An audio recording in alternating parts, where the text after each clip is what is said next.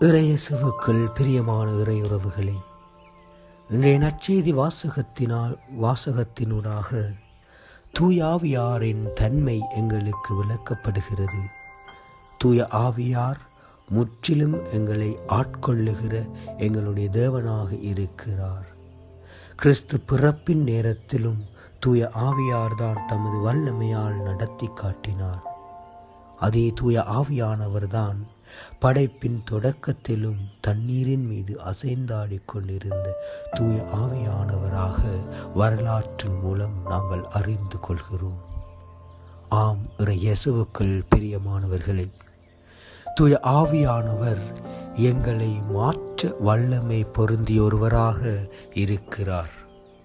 ஆகவே அவருடைய கரங்களிலே எங்களுடைய வாழ்க்கையை ஒப்படைத்து நாங்கள் மன்றாடுகிற பொழுது நிச்சயமாக எங்களுடைய தனிப்பட்ட வாழ்க்கையை மாற்றக்கூடிய வல்லமை பொருந்திய தேவனாக இருக்கிறார்.